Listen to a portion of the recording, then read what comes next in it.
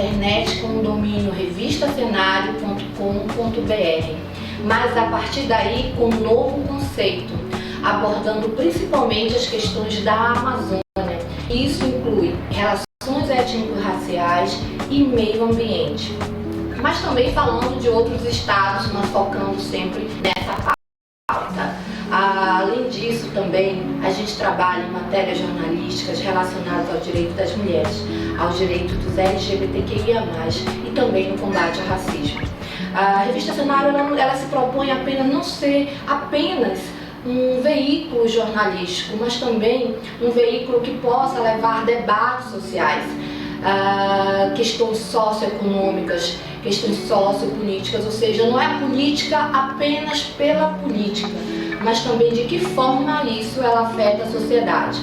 A ideia da revista Cenário e agora também da agência Cenário, uma agência de notícias que produz e gera conteúdo para veículos nacionais, é nós podermos falar de Amazônia do ponto de vista não só do Amazônida, mas de como o Brasil e até o mundo vê a Amazônia.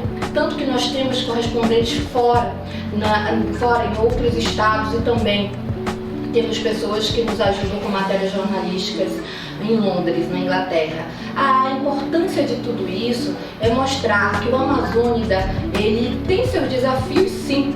Nós sabemos também de muitas limitações que temos, mas também somos protagonistas da nossa história, e queremos levar isso para o Brasil e para o mundo. E por isso é o nosso slogan também, o nosso slogan principal é Cenário da Amazônia para o mundo.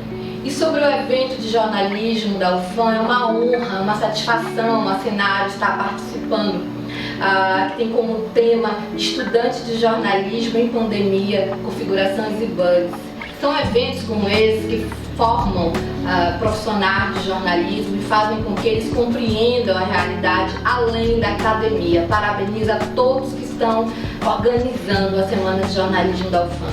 E vocês que ainda não conhecem ou não tiveram tempo de ler a Revista Cenário, acesse nosso domínio revistacenario.com.br e também a agência agenciacenario.com.br. Obrigada! Há um ano nascia um projeto de comunicação inovador na Amazônia. Em meio a um tempo de incertezas, oferecemos a informação precisa. Temos uma redação com profissionais de excelência e que se preocupa em levar até você um conteúdo de qualidade, apurado e pautado na seriedade jornalística. Nossa revista prioriza todos os cenários: diversidade, religião, política, ciência, tecnologia e educação. Nossos parabéns são em tom de agradecimento a todos os nossos leitores e seguidores. Comemoramos um ano, reafirmando nosso compromisso com a verdade e a ética. Acreditamos que por meio da notícia podemos divulgar a região amazônica. Obrigada por estarmos um ano juntos. Revista Cenário, da Amazônia para o mundo.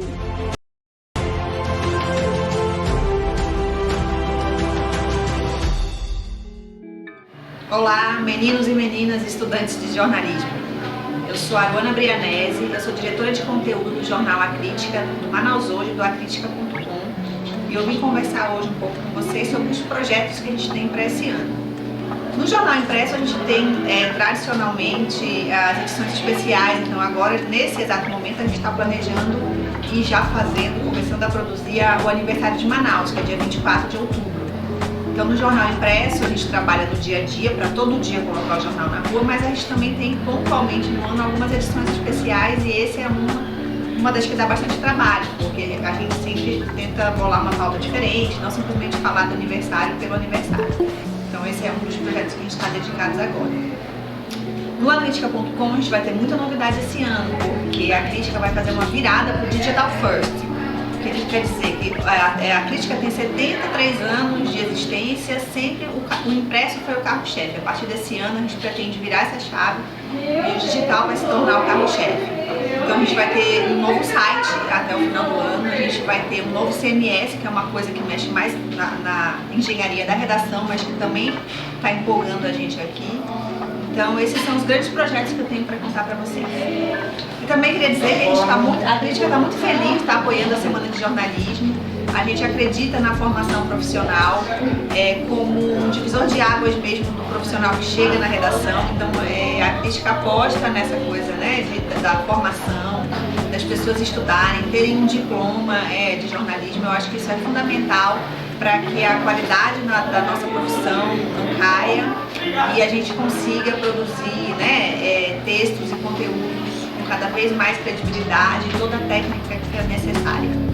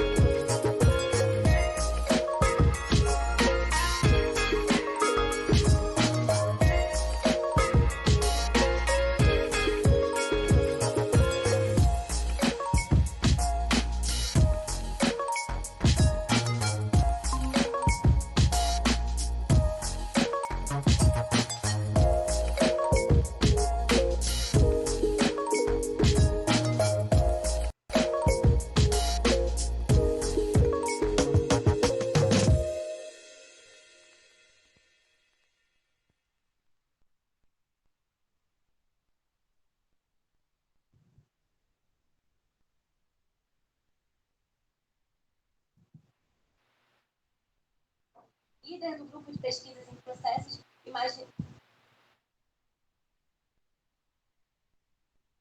e a transmissão dos garotos acabou caindo. Sentimos muito pelo incômodo. Mas foi isso, pessoal, acontece, né? Então é isso. Muito obrigada aí aos convidados da nossa roda de conversa, viu? Foi incrível. Muito obrigada por ter entrado nesse assunto que é de interesse de tantos estudantes, né, de jornalismo que querem iniciar nessa área. Então, muito obrigada, foi realmente muito interessante.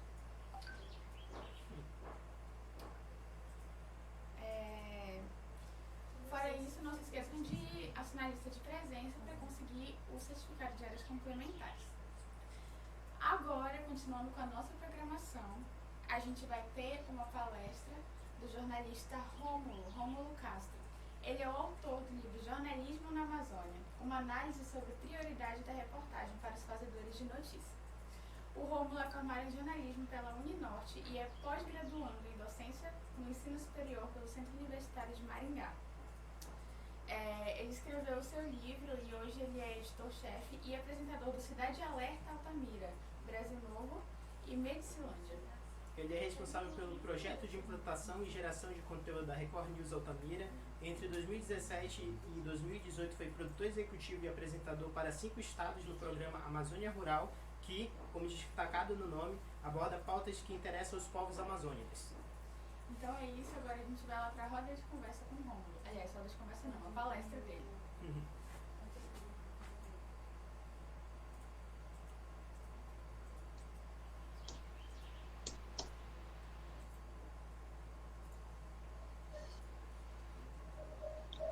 Oi, gente, salve, salve, uma quinta-feira, 14 de outubro, excelente para todos. Eu estou sem o retorno do áudio, não sei se vocês estão conseguindo me ouvir, estou aguardando o retorno aqui da parceira, que está na coordenação. Está ouvindo perfeitamente. Obrigado, Camila.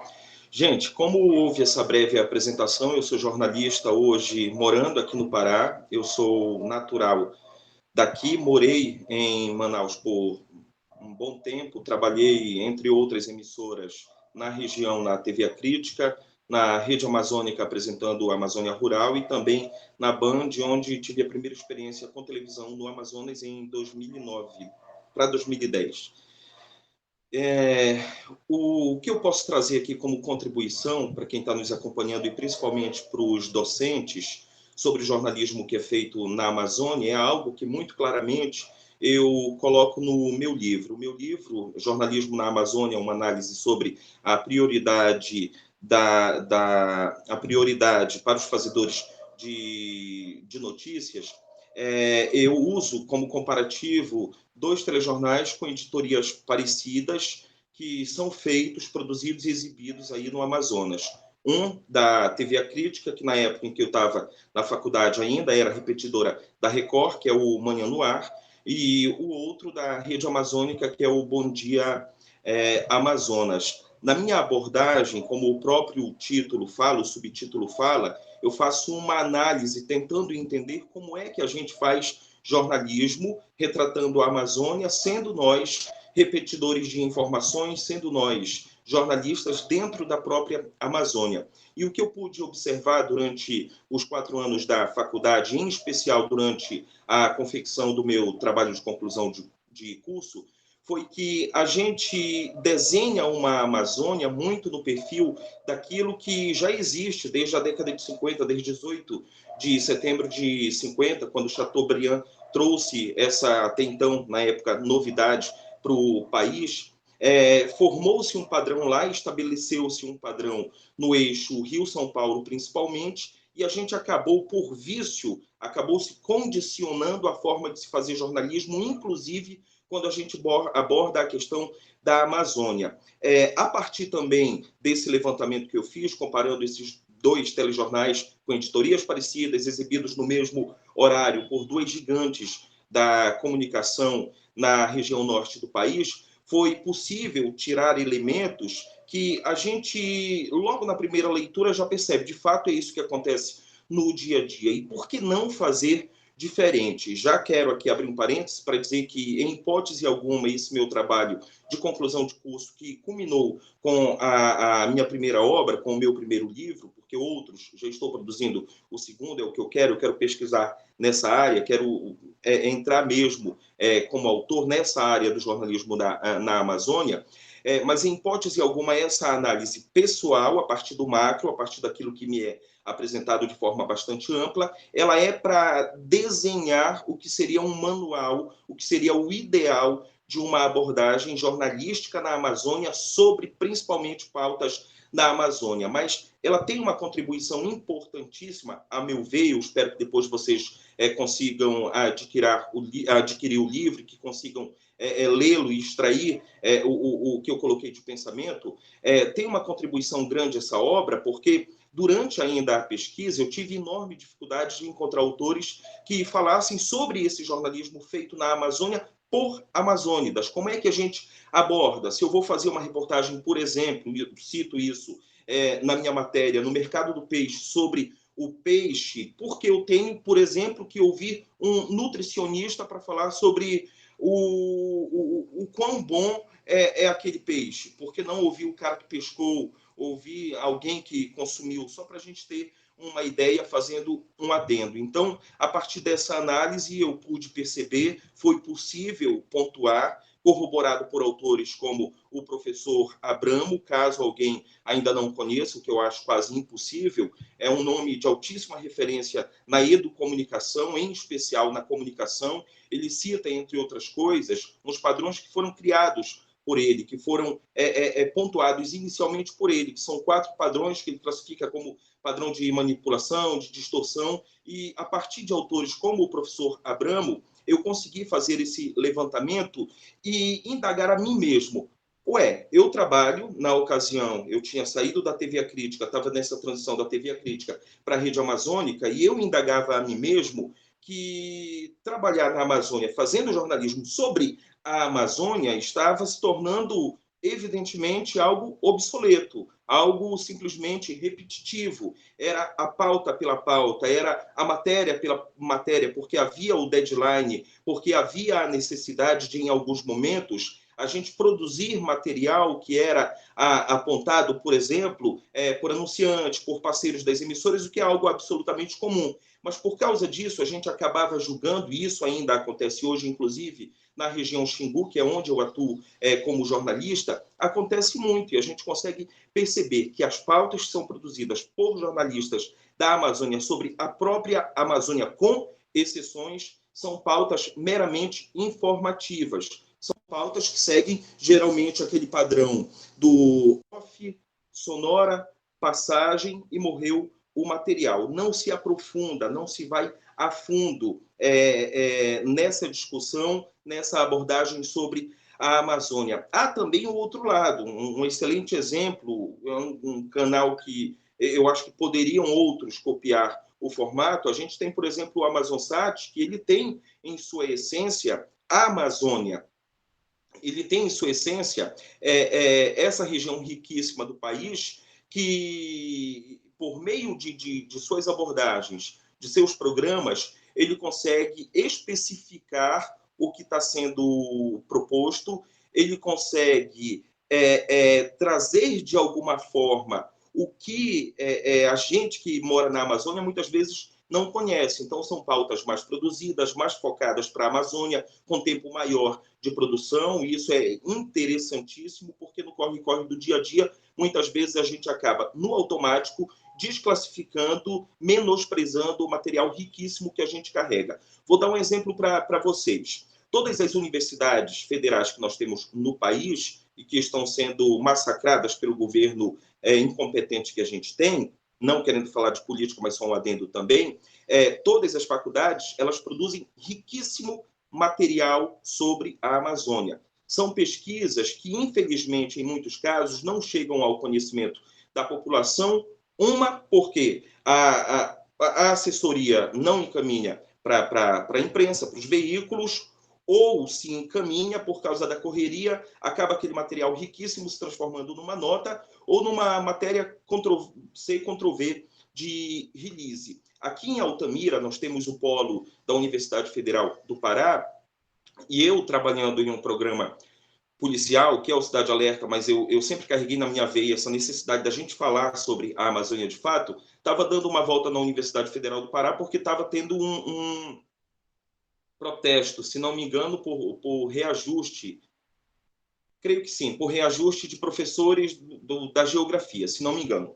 Nesse momento em que o repórter cinematográfico estava fazendo as imagens, eu já tinha realizado minhas abordagens, eu fui dar uma volta no entorno e descobri, dentro da universidade, um aquário, que é um aquário que trabalha com a reprodução de uma espécie raríssima e que está no alvo de mercadores internacionais, de traficantes internacionais, que é o acarizebra. Inclusive, estou produzindo um material sobre a triste possibilidade de extinção do acarizebra por causa desse tráfico internacional, para a revista Cenário. Daqui a pouco vocês também vão poder conferir. Lá para o finzinho da tarde, eu acho que o material será publicado. Pois bem, voltando aqui só para eu fechar o raciocínio, nessa ida que eu fui à Universidade Federal do Pará para cobrir uma pauta de protesto, eu encontrei esse laboratório que eu nem imaginava que existia. Por quê? Porque a universidade ela não se abre ao público, nesse caso específico aqui, do campus de Altamira, da UFPA. Então, eu fiz uma reportagem completa na época para a TV, depois também fuçando lá pela universidade, eu descobri que a partir eu descobri, é ótimo, né? A pesquisadora descobriu e, por acaso, eu descobri que havia esse projeto de transformar o açaí em petróleo biocombustível, é isso. Transformar o caroço do açaí em biocombustível e também em uma membrana finíssima que é altamente eficiente no tratamento de pessoas com queimaduras de segundo e até terceiro grau.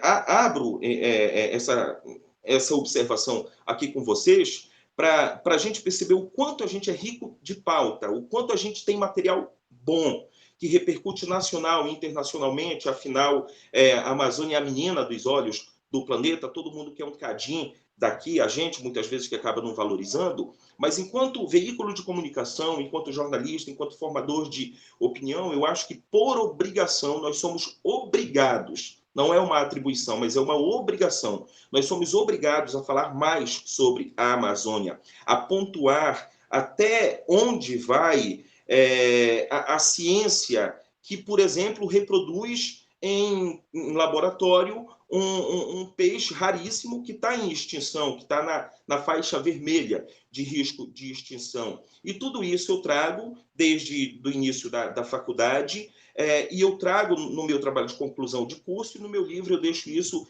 bem explicado. Há também a necessidade, a meu ver, de que na própria faculdade, se eu vou tirar por experiência própria, na própria Uninorte, quando eu atuei lá, não havia esse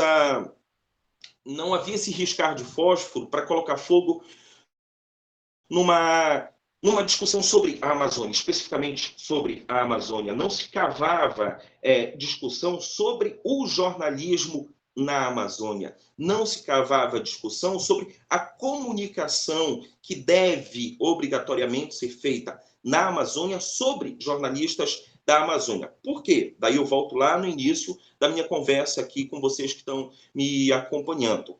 A gente, a partir do momento que nós não enxergamos a nossa riqueza de pautas, que é a Amazônia, a partir do momento em que não desenhamos, construímos as pautas em reportagens como deveria acontecer, a gente abre espaço para que olhares externos reproduzam uma Amazônia que, na realidade, não é aquela Amazônia de fato. Vou aqui para 2 exemplos. Nós tivemos recentemente, tem uns 2 meses, uma série da CNN Brasil que falava sobre a rodovia transamazônica. O que eu vi ali que foi colocado pelo repórter cinematográfico, pela produção em si, belíssima produção, excelente material, mas o que eu vi ali é que foi uma percepção de fora, de alguém que de fato não conhecia essa região e que enxergou algo que, na concepção, na percepção dele, renderia a pauta. E assim foi se desenhando esse material, essa série, reitero, de gigante qualidade, belíssimo material, mas, na minha opinião, se fosse um material produzido por amazônida, por quem mora aqui, nessa região, que na década de 70 teve aberta a terceira maior rodovia federal do país, que é a BR-230, a Transamazônica, que nasce aí no Amazonas e vai até para as bandas do Sul, se fosse uma visão de dentro para fora, a gente conseguiria entregar um material mais redondo, a gente conseguiria entregar um material com a essência de quem está sentindo na pele. Por exemplo, a grilagem, por exemplo, a invasão de terras indígenas, por exemplo, a extinção de povos tradicionais no entorno dessa que é a terceira maior rodovia federal do país. Esse é um exemplo. Outro exemplo foi um material produzido para o Jornal da Band.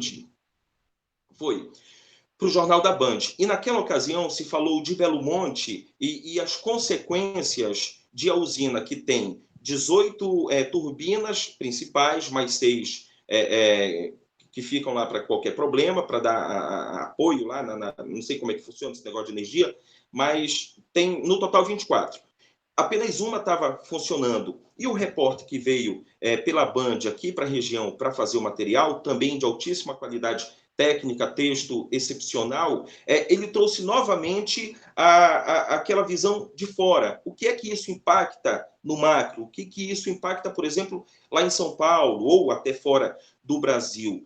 Não teve aquela visão daqui, do cara que está aqui, que tem a maior usina hidrelétrica 100% brasileira já erguida em rios do norte do país como um todo, que tem uma produção, pelo menos uma promessa de produção de mais de 100 mil quilowatts de energia, o que daria para alimentar 60 milhões de brasileiros, e hoje tem apenas 3 milhões de brasileiros recebendo essa energia elétrica.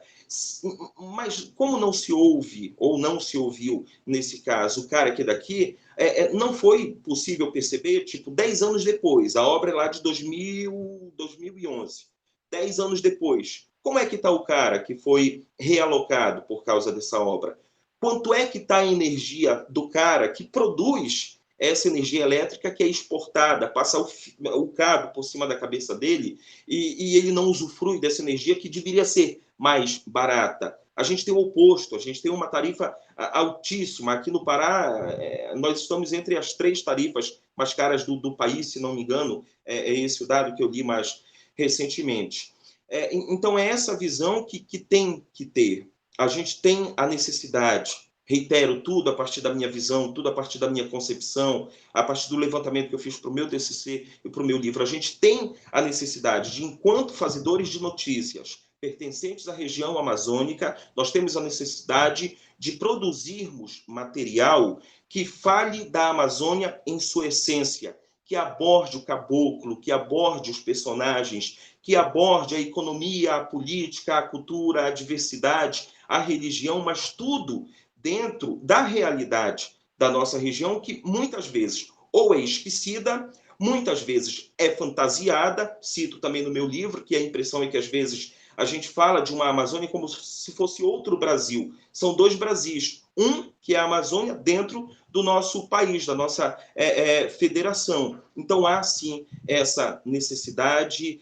Nós precisamos discutir mais isso na academia, na universidade. Nós precisamos nos inquietar, nós precisamos indagar, nós precisamos observar as biografias que são colocadas como base de leitura, muitas dessas leituras obrigatórias. Nós precisamos observar o que é colocado sobre a Amazônia, de que forma é colocada sobre a Amazônia. Porque é preciso, por exemplo, um James Cameron falar sobre a região amazônica sem, de fato, conhecê-la. Quando eu, que estou aqui, eu posso, a partir do meu ofício de jornalista, eu posso falar, eu posso contextualizar essa Amazônia na sua essência. Então, eu trago para cá essa discussão, espero de alguma forma contribuir, já ter contribuído nesses 24 minutos de conversa, para você que está na academia principalmente, para você que ainda está na universidade, logo, logo a gente vai ser colega de trabalho com diploma, com registro, logo, logo a gente pode aumentar o corpo de pesquisa sobre jornalismo na Amazônia. Eu acho importantíssimo, indispensável e obrigatório nós fazermos jornalismo na Amazônia a partir dos nossos olhares de amazônicas. É isso que eu tenho aqui para compartilhar com vocês. Eu espero ter emprestado um cadinho do que eu consegui adquirir ao longo da academia e agora com o meu livro. O meu livro está disponível, tá? Na editora Viseu. Daqui a pouquinho você pode pesquisar lá Jornalismo na Amazônia, editora Viseu. Você encontra, se puder comprar, já vai colaborar comigo aqui também para novas pesquisas, para que a gente possa andar um bocadinho mais sobre esse chão que é a Amazônia, ainda explorada aquém do que deveria acontecer, ao meu ver, por nós que somos fazedores de jornalismo na própria região amazônica. Eu acho que é isso.